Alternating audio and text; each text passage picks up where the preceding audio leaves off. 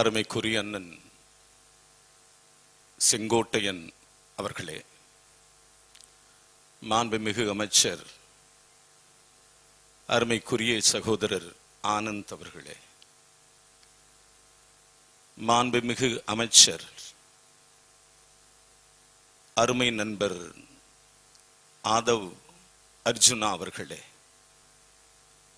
IUML இயக்கத்தின் சார்பாக அமைச்சராக எனக்கு முன்னாலே பேசி அமர்ந்திருக்கிற என் அன்பிற்கினிய சகோதரர் ஷாஜகான் அவர்களே, மற்றும் இன்று கூடியிருக்கிற மாண்புமிகு சட்டமன்ற உறுப்பினர்களே, உங்கள் அனைவருக்கும் காங்கிரஸ் பேரியக்கத்தின் சார்பாக என்னுடைய மனமார்ந்த நன்றிகளும் வாழ்த்துக்களும் வணக்கங்களும் தெரிவித்துக் கொள்வதிலே மகிழ்ச்சி அடைகிறேன். இன்று மாலை நாம் நடத்தி கொண்டிருக்கிற கூட்டம் என்பது மிகவும் முக்கியமான கூட்டம். இன்று இந்த கூட்டத்தினுடைய பொருள் மிகவும் சக்தி வாய்ந்த ஒரு பொருள். மாண்புமிகு தமிழக முதலமைச்சர் அவர்களுடைய கடினமான உழைப்பு, கடினமான தியாகத்தின் பலனால் இளைஞர்களின் ஆட்சி தமிழகத்திலே ஏற்பட்டிருக்கிறது. இந்திய வரலாற்றில், உலக ஜனநாயகத்தில் இப்படி ஒரு அரசியல் கட்சி தமிழகத்தில் உருவாகி இருக்கிறது என்பது உலகத்திலே இருக்கிற அனைத்து பத்திரிகைகள், உலகத்திலே இருக்கிற அனைத்து ஊடகங்கள் அனைத்திலும் முதன்மை இடத்தை பிடித்த ஒரே தலைவர் தான் தளபதி விஜய் அவர்கள்.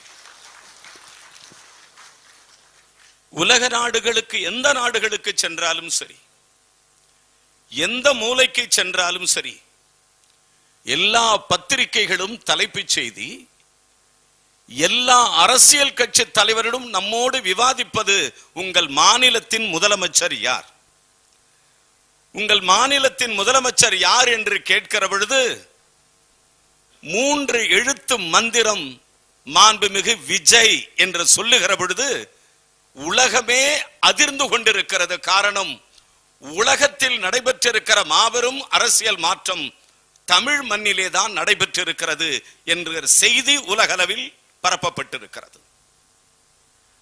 நண்பர்களே, நான் திருவாரூர் மாவட்டத்தினுடைய பொறுப்பு அமைச்சர்.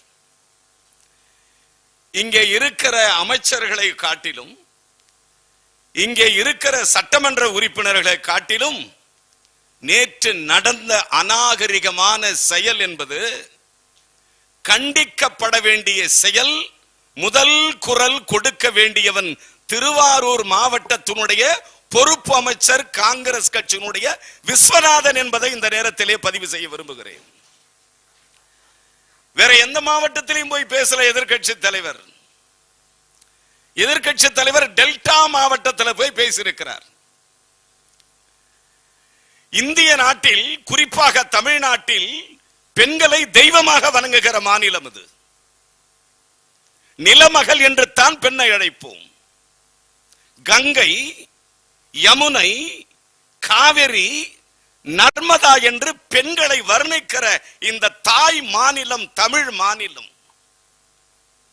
தமிழ்நாட்டில் பெண்களை நாம் தெய்வமாக வணங்குகிறோம், தாயாக வணங்குகிறோம், தங்கையாக வணங்குகிறோம், தன் சகோதரியாக வணங்குகிறோம். ஆனால் தாய் தமிழ்நாட்டில் திராவிட இயக்க கட்சிகள், குறிப்பாக திராவிட முன்னேற்ற கழகம் அநாகரிகமான செயலை ஆரம்பித்து வைத்திருக்கிறது. இன்றல்ல நேற்றல்ல நண்பர்களே, கடந்த பல ஆண்டுகளாக கொச்சை தமிழில் பெண்களை அவமானப்படுத்தி பேசுகிற தமிழ் மொழியை கற்றுக் கொடுத்தவர்களே திராவிட முன்னேற்ற கழகத்தை சார்ந்தவர்கள் என்பதை நீங்கள் மறந்துவிடக் கூடாது. நான் ஒரு செய்தியை இந்த அரங்கத்திலே பதிவு செய்ய விரும்புகிறேன். பெருந்தலைவர் காமராஜருடைய ஆட்சி நடக்கிறது. எங்கள் மாவட்டம் காஞ்சிபுரத்தை சேர்ந்த ஓவி அழகேசன் என்கிற ஒரு அமைச்சர் இருக்கிறார். அவர் மத்தியத்தில் ரயில்வே துறையினுடைய இணையமைச்சர். மாண்புமிகு லால் பகதூர் சாஸ்திரி அவர்கள் மத்தியத்தினுடைய அமைச்சர், ரயில்வே அமைச்சர், அரியலூரில் ஒரு ரயில் விபத்து ஏற்படுகிறது. ரயில் விபத்து ஏற்பட்டவுடன் திராவிட முன்னேற்ற கழகம் எப்படி அழைக்கிறார்கள் தெரியுமா? அரியலூர் அழகேசா, எப்படி அரியலூர் அழகேசா, நீ ஆண்டது போதாதா, மக்கள் மாண்டது போதாதா என்கிற கொச்சையாக வர்ணிக்கிற ஆற்றல் படைத்தவர்கள் தான் திராவிட முன்னேற்ற கழகத்தை சார்ந்த தோழர்கள், தொண்டர்கள், இயக்கத்தினுடைய தலைவர்கள். அது மட்டுமல்ல, சோழவந்தானில் பொன்னம்மாள் என்கிற ஒரு சட்டமன்ற உறுப்பினர் இருந்தார். நிலக்கோட்டையினுடைய 6 முறை சட்டமன்ற உறுப்பினர் பொன்னம்மாள் அவர்கள். திராவிட முன்னேற்ற கழகத்தை சேர்ந்தவர்கள் சொன்னார்கள் ஒரு காலத்தில், நிலக்கோட்டை பொன்னம்மா நெல்லு விலை என்னம்மா என்று கேட்டவர்கள் தான் திராவிட முன்னேற்ற கழகம். சோழவந்தான் பொன்னம்மா சோளம் விலை என்னம்மா என்று கேட்டவர்கள் தான் திராவிட முன்னேற்ற கழகத்தை சார்ந்தவர்கள். பேசுகிற பொழுது அருமைக்குரிய அருமை அண்ணன் வருவாய்த்துறை அமைச்சர் பேசினாரே, நாக்கில் நரம்பு இல்லாத பேசுகிற திராவிட முன்னேற்ற கழகம்.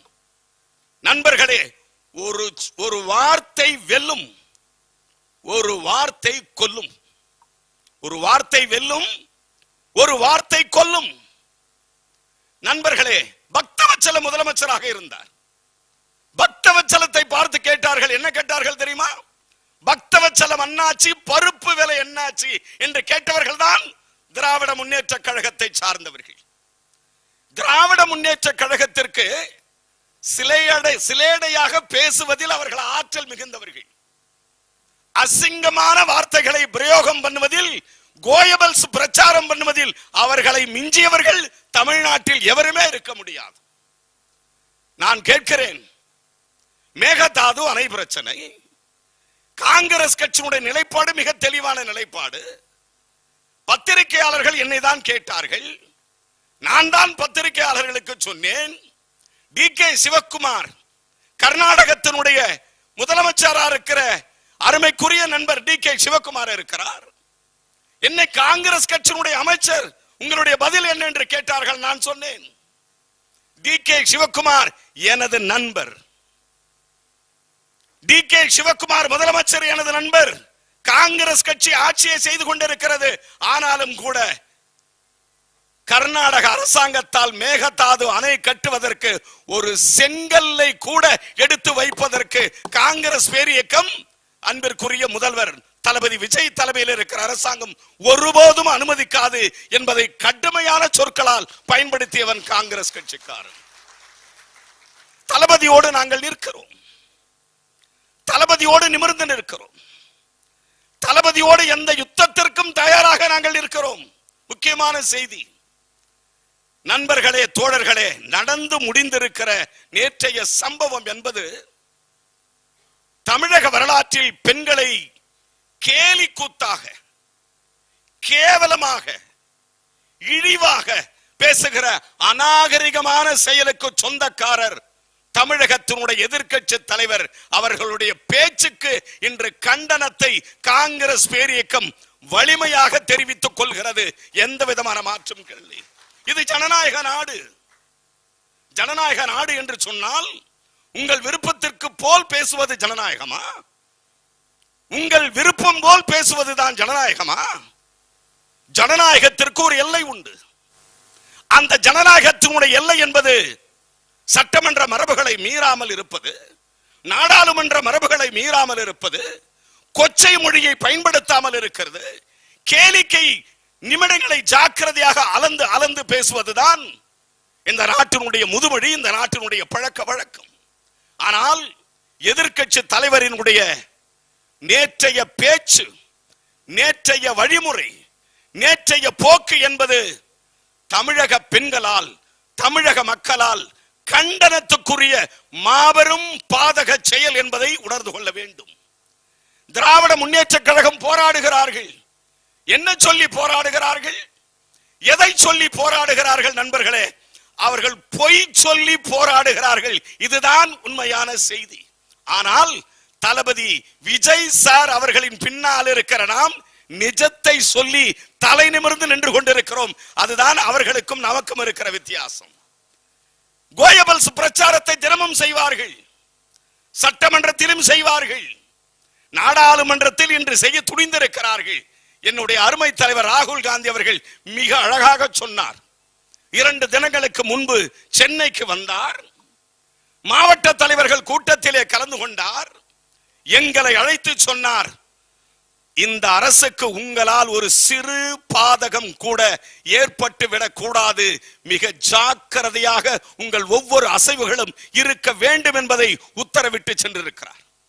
இந்த அரசு மீது ஒரு சிறு துளி கலங்கம் விளைவிக்குமேயானால் அதற்கு துணிந்து நின்ற முதல் சிப்பாயாக காங்கிரஸ் பேரியக்கத்தை சார்ந்தவர்கள் நாங்கள் நிற்போம் என்கிற செய்தியையும் எங்கள் தலைவர் எங்களுக்கு சொல்லி இருக்கிறார். ஆக நண்பர்களே, தோழர்களே, நேற்று நடந்த சம்பவம் என்பது அவமானத்துக்குரிய சம்பவம். கைது செய்வதற்கு முறையாக தகுதி படைத்தவர் தான் உதயநிதி ஸ்டாலின், அதில் இந்த மாற்று கருத்தும் கிடையாது. சட்டம் தன் கடமையை செய்கிறது. சட்டம் என்ன வேடிக்கை பார்க்குமா? சட்டம் என்ன கடலை சாப்பிட்டுக் கொண்டிருக்குமா?